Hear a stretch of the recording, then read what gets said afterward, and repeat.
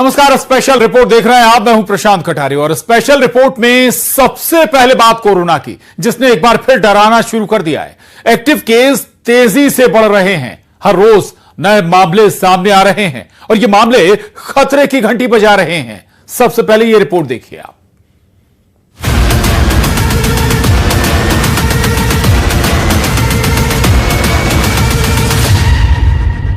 एक 1000 से ज्यादा एक्टिव केस, 6 से ज्यादा मौत।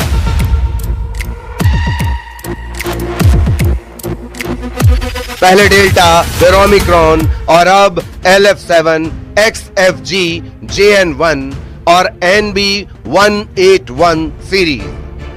ये वो नए 4 वेरिएंट हैं जिनके साथ कोरोना ने फिर दस्तक दे दी है और ये दस्तक सतर्क करने वाली है, क्योंकि देश में कोरोना के मरीजों की तादाद तेजी से बढ़ने लगी है। मध्य प्रदेश समेत कई राज्यों में कोरोना के मामलों में बढ़ोतरी देखने को मिल रही है। सबसे पहले बात मध्य प्रदेश की करें तो मध्य प्रदेश में कोरोना के 6 एक्टिव केस हैं, जिनमें इंदौर में 5 और उज्जैन में 1 कोरोना मरीज है। लेकिन इस बीच चौंकाने वाली बात यह है कि प्रदेश के बड़े शहरों में कोविड से निपटने की तैयारियां धीमी हैं। भोपाल में सिर्फ एम्स में ही कोविड टेस्ट हो रहा है। इसके अलावा किसी भी सरकारी अस्पताल में कोरोना का टेस्ट नहीं हो रहा। बात देश के दूसरे राज्यों की करें तो केरल में सबसे ज्यादा 430 कोरोना मरीज हैं। 325 मरीजों के साथ महाराष्ट्र दूसरे नंबर पर है। दिल्ली में 107, गुजरात में 83, कर्नाटक में 47, तमिलनाडु में 69, उत्तर प्रदेश में 15, राजस्थान में 13 और बंगाल में कोरोना के 12 एक्टिव मरीज हैं। कोरोना के बढ़ते केसेस के बीच IIT इंदौर ने एक चिंताजनक रिपोर्ट जारी की है। IIT इंदौर की रिसर्च में पता चला है कि कोरोना वायरस के डेल्टा वेरिएंट से साइलेंट हार्ट अटैक हो रहे हैं। इसके अलावा थायराइड जैसी समस्याएं भी सामने आ रही हैं। ICMR की मदद से IIT इंदौर ने ये रिसर्च की है। इसके लिए देश में कोविड-19 की पहली और दूसरी लहर के 3134 मरीजों का डेटा लिया गया है।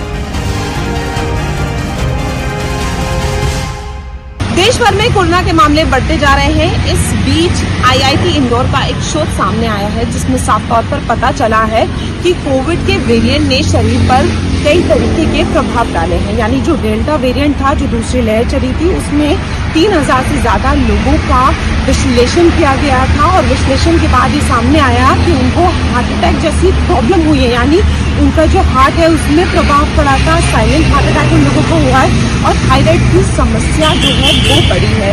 ये जो पूरा शोध हुआ है ये ICMR के सहयोग से हुआ है और IIT इंदौर के प्रोफेसर ने किया है। लेकिन जो रोगियों का विश्लेषण हुआ है वो IIT के प्रोफेसर जो है वो प्रयागराज उन्होंने किया है।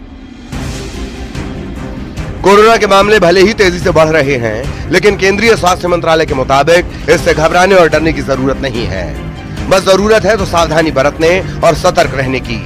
स्वास्थ्य मंत्रालय के मुताबिक कोरोना के ताजा हालात पर सरकार की पूरी नजर है और वो इससे निपटने के लिए पूरी तरह से तैयार है। Bureau report, news 18।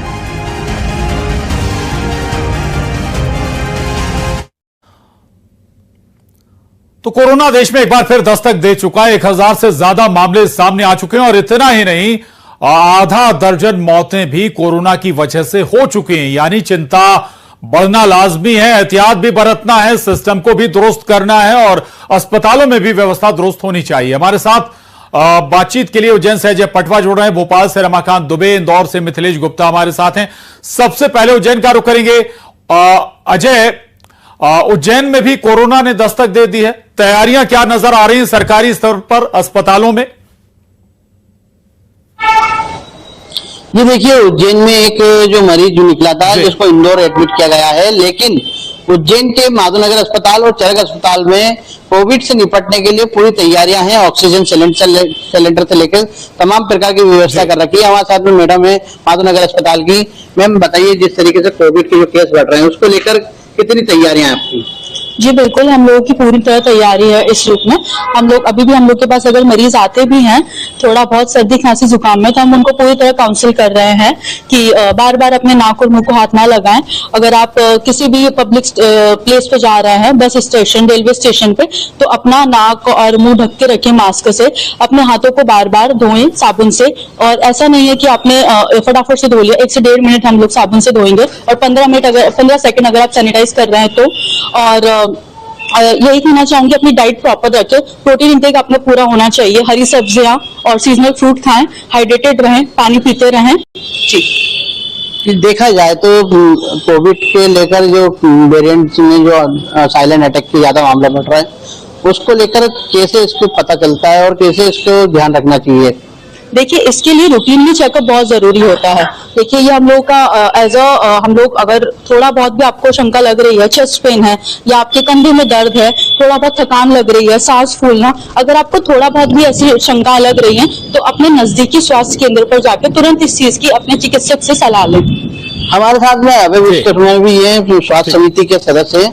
अभय जी, आप बताइए, जिस तरीके से अस्पताल में किस प्रकार की तैयारियां आपकी तरफ से की रखी? देखिए, कोविड को लेके अभी माधवनगर चिकित्सालय में 10 बेड और चरक अस्पताल में 20 बेड आरक्षित किए गए हैं।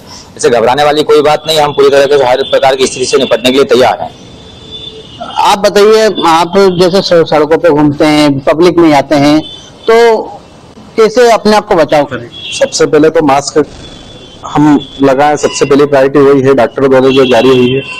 उसके बाद सोशल डिस्टेंसिंग का पालन करें, समय समय पे हाथ मुंह धोएं, हरी सब्जियों का सेवन करें, यही जहाँ तक। तो देखिए, कुल मिलाकर ये है कि एहतियात बरतना होगा और उज्जैन में तैयारियां शुरू हो गई हैं। भोपाल का रुख करेंगे, रमाकांत दुबे हमारे साथ बने हुए। रमाकांत, भोपाल सबसे जो बड़े शहर है मध्य प्रदेश में, जब पिछली बार कहर बरपाया कोरोना ने, उन शहरों में शुमार था जहां सबसे ज्यादा कोरोना के मामले सामने आए थे। इस बार क्या तैयारियां हैं सिस्टम की?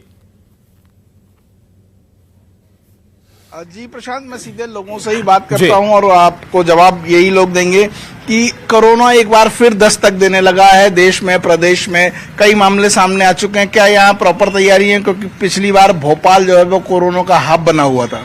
देखिए, प्रॉपर तैयारी तो अभी भी नहीं है, ना शासन की तरफ से और ना ही अस्पतालों में। अभी भी सिर्फ भोपाल के एक ही अस्पताल में RT-PCR की जांच करी जा रही है, वो है एम्स।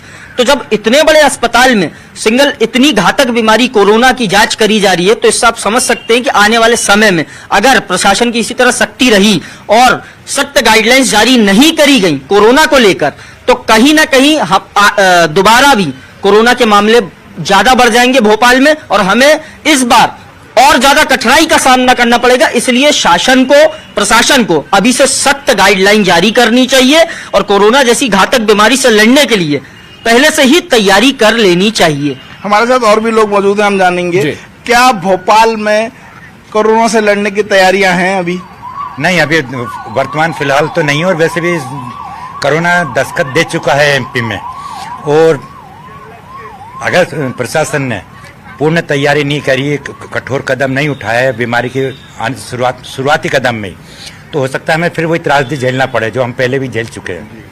अभी आप लोग जैसे पब्लिक प्लेस पे जाते हैं तो क्या अपनी तरफ से कोई सावधानियां इस्तेमाल कर रहे हैं? मास्क लगाना या दूरी बरतना या ग्लव्स पहनना वगैरह? नहीं, अभी तो प्रशासन ने चेतावनी नहीं दी है ना, कोई गाइडलाइन जारी की है, इसलिए अभी वर्तमान में मैं भी बगैर मास्क के हूँ। समस्या यही है कि क्या प्रशासन की चेतावनी देना या गाइडलाइन जारी करना ज्यादा जरूरी है? अगर हम रोज देख रहे हैं कि कोरोना के मामले बढ़ रहे हैं, तो खुद से भी कुछ जो है सावधानियां बरती जानी चाहिए। सबसे पहले तो मैं सरकार से ये अपील करना चाहूंगा कि कुछ ऐसी गाइडलाइंस जारी करे, जैसे मास्क पहनना कंपलसरी करे, लोगों को जगह जगह इकट्ठा होने से दूर रखे, सैनिटाइजर का यूज कंपलसरी करे, और ऐसी जगह जैसे बस स्टैंड हो गए, रेलवे स्टेशन हो गए, एयरपोर्ट्स हो गए, वहां पे जो टेस्ट RT-PCR टेस्ट है वो कंपलसरी करे। आने जाने जो राहगीर है, जो भी ट्रेवलर आ जा रहे हैं, उनका सबसे पहले RT-PCR टेस्ट होना जरूरी है। बिल्कुल, इन्फॉर्मेशन को या सरकार को जरूर रखनी चाहिए। लौटूंगा आपके पास, और लेकिन अवेयरनेस हमारी भी जरूरी है। इंदौर का रुख करेंगे मिथिलेश। इंदौर में अगर हम डेथ रेशियो बात करें, पिछले जब कोरोना का कहर आया था तो सबसे आगे था इंदौर, जहां सबसे ज्यादा जान कोरोना ने ली थी। अभी भी अगर हम जिक्र करें, 6 कोरोना के मामले MP में आए, उनमें से 5 इंदौर में है। गंभीरता समझनी होगी मिथिलेश। बिल्कुल सही कहा आपने प्रशांत कि इंदौर में पिछली 2 लहर में सबसे ज़्यादा जो मौतें हैं, अगर प्रदेश की बात की जाए तो सबसे ज़्यादा इंदौर में हुई थी। हालांकि इस बार अभी तक जो कोविड के केसेस आए हैं उसमें कई लोग ऐसे हैं जो इंदौर के बाहर रहने वाले, इंदौर में उन्होंने जांच कराई थी, उनकी रिपोर्ट इंदौर में पॉजिटिव आई थी। लेकिन सरकारी दावे की बात की जाए तो तैयारियाँ बहुत हैं, लेकिन अब इंदौर की जनता कोविड को लेकर कितनी गंभीर है, सीधे उन्हीं से पूछते हैं। कोरोना को लेकर आप लोग कितने गंभीर नजर आ रहे हैं? बढ़ते हुए मामलों को देखते हुए? सर, कोरोना के लिए तो ऐसा है कि अभी हमारे पास कोई गाइडेंस सरकार के द्वारा या प्रशासन के द्वारा कोई भी उसके लिए कार्यवाही नहीं की गई है। तो हम लोगों को तो ये भी पता नहीं है कि कोरोना के हमारे पास फिर से दोबारा महामारी लौट कर आ रही है, और अगर ऐसा ही चलता रहा तो महामारी को वही पुराना विकराल रूप धारण करने में समय नहीं लगेगा। क्योंकि हम जब देखते हैं, जब सरकार चुनाव आने के टाइम पर अपने प्रचार प्रसार के लिए सतर्क हो जाती है, तो उसी प्रकार सरकार जिसको योजनाएं देना चाहती है उनकी स्वास्थ्य की सुविधा भी सरकार की जिम्मेदारी बनती है, तभी वो लोग उस योजना का फायदा उठा पाएंगे। हम देखते हैं कि कोई भी योजना आती है, यूट्यूब पर सबसे पहले उस योजना का प्रचार दे दिया जाता है, मगर जब स्वास्थ्य सुविधा की बात आती है तो हमारे देश में उसके प्रति लापरवाही बरती जाती है। इसी का परिणाम हमारा कोरोना वायरस हमने पिछली बार भुगत चुके हैं, और अगर ये ही स्थिति अभी रही तो ये महामारी फिर से वही रूप ले लेगी। मेरा यह कहना है कि अगर सरकार, सबसे जरूरी इसके लिए सरकार है, क्योंकि सरकार ही इस जागरूकता को फैलाएगी, और अगर सरकार कुछ काम नहीं कर रही है तो यह सरकार की लापरवाही है। क्योंकि आज के समय में शोभा यात्रा जैसे बैनरों का हर जगह इस्तेमाल किया जाता है ताकि उनका प्रचार हो, और क्या यह स्वास्थ्य के लिए भी जरूरी नहीं है कि इनका प्रचार के लिए? बिल्कुल ठीक है, चलिए अच्छी बात है, लेकिन अवेयरनेस हमारी भी जरूरी है। और अगर वाकई हालात ऐसे हो रहे हैं, लग रहा है, संकेत मिल रहे हैं कि कोरोना लौट रहा है, तो फिर हमें खुद सजग हो जाना चाहिए। जरूरी नहीं कि हर बार इंतजार करें कि सरकार ही जब डंडा चलाएगी तभी हम गाइडलाइंस फॉलो करेंगे, मास्क लगाना शुरू करेंगे। आप सभी का शुक्रिया। मिथिलेश, रमाकांत, अजय, बहुत धन्यवाद जानकारी के लिए।